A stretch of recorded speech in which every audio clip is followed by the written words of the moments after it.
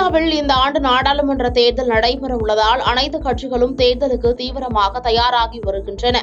நாடாளுமன்ற தேர்தல் தேதி அறிவிக்கும் முன்பே தமிழ்நாட்டில் தேர்தல் களம் பரபரப்பான சூழலை அடைந்துள்ளது. பல்வேறு கட்சிகள் கூட்டணி, தொகுதி பங்கீடு உட்பட பல்வேறு விவகாரங்கள் தொடர்பாக பேச்சுவார்த்தை நடத்தி வருகின்றன.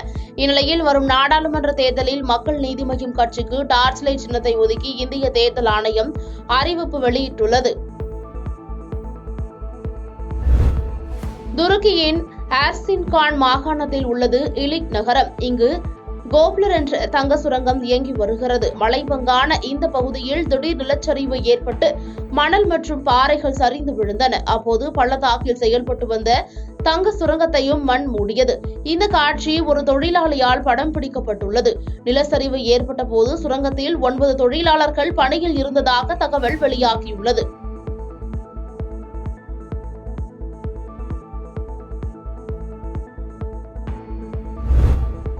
பயிர்களுக்கு குறைந்தபட்ச ஆதார விலை, விவசாய கடன் தள்ளுபடி, விவசாயிகளுக்கு ஓய்வூதியம், விவசாயிகள் மீது பதியப்பட்ட வழக்குகளை ரத்து செய்ய வேண்டும், மின்சார சட்ட திருத்த மசோதாவை ரத்து செய்ய வேண்டும் உள்ளிட்ட பல்வேறு கோரிக்கைகளை வலியுறுத்தி தலைநகர் டெல்லியின் எல்லையை முற்றுகையிட்டு விவசாய சங்கத்தினர் போராட்டத்தில் ஈடுபட்டு வருகின்றனர். இந்நிலையில் அனைத்து பங்குதாரர்களையும் கலந்து ஆலோசிக்காமல் பயிர்களுக்கு குறைந்தபட்ச ஆதார விலையை உறுதி செய்யும் சட்டத்தை அவசர கதியில் கொண்டுவர முடியாது என்றும், விவசாயிகள் அரசுடன் முறையான பேச்சுவார்த்தையை நடத்த முன்வர வேண்டும் எனவும் மத்திய அமைச்சர் அர்ஜுன் முண்டா தெரிவித்துள்ளார். மேலும் அரசியல் ஆதாயங்களுக்காக விவசாயிகளின் போராட்டத்தை இழிவுபடுத்தக்கூடியவர்கள் குறித்து விவசாயிகள் கவனமாகவும் எச்சரிக்கையாகவும் இருக்க வேண்டும் எனவும் குறிப்பிட்டுள்ளார்.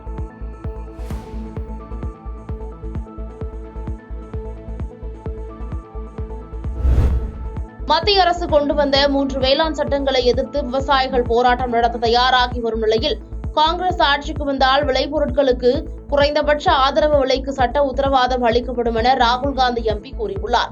இதுகுறித்து அவர் கூறுகையில், காங்கிரஸ் ஆட்சிக்கு வந்தால் விளைபொருளுக்கு குறைந்தபட்ச ஆதரவு விலைக்கு சட்ட உத்தரவாதம் அளிக்கப்படும்.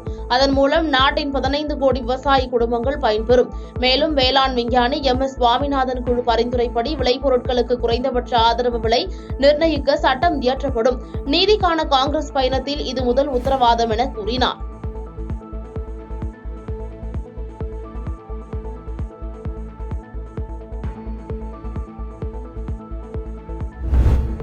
பிரதமர் மோடி 2 நாள் சுற்றுப்பயணமாக அமீரகம் புறப்பட்டுச் சென்றார். இந்நிலையில் அமீரக அதிபர் ஷேக் முகமது பின் ஜாயித் அல் நஹ்யானை பிரதமர் மோடி சந்தித்த போது இருதரப்பு உறவுகளை மேம்படுத்தும் வகையில் பேச்சுவார்த்தைகள் நடைபெற்றது. மேலும் UPI ரூபே கார்டு திட்டத்தை இருவரும் இணைந்து அறிமுகப்படுத்தினர். பிரதமர் மோடி துபாய், அபுதாபி, ஷேக் ஜாயித் சாலையில் உள்ள அல் முராகா பகுதியில் பல்வேறு வசதிகளுடன் 27 ஏக்கர் பரப்பளவில் அமைக்கப்பட்டுள்ள பிரம்மாண்ட கோயில் மற்றும் அதன் வளாகத்தை இன்று திறந்து வைக்கிறார். 2015ஆம் ஆண்டுக்கு பிறகு பிரதமர் மோடி ஐக்கிய அரபு எமிரேட்ஸில் மேற்கொள்ளும் 7வது பயணம் இது என்பது குறிப்பிடத்தக்கது.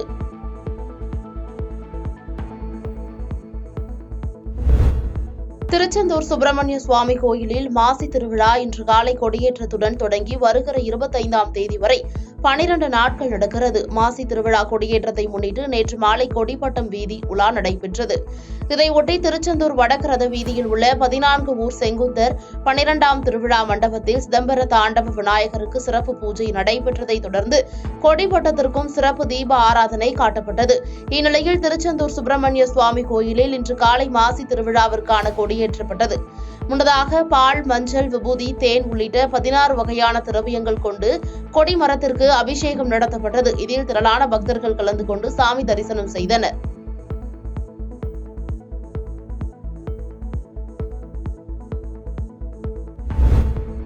தமிழக சட்டசபையின் இந்த ஆண்டிற்கான முதல் கூட்டம் ஆளுநர் உரையுடன் நேற்று முன்தினம் தொடங்கியது.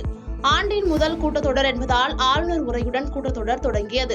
இதனைத் தொடர்ந்து இன்று தமிழக சட்டசபையில் ஒரே நாடு ஒரே தேர்தல் திட்டத்தை நடைமுறைப்படுத்தக்கூடாது என வலியுறுத்தி தனி தீர்மானம் கொண்டுவரப்பட உள்ளது. இந்த தனி தீர்மானத்தை முதலமைச்சர் MK ஸ்டாலின் சட்டப்பேரவையில் முன்மொழிகிறார். தொடர்ந்து MLA-க்களின் வாதம் நடைபெற உள்ளது.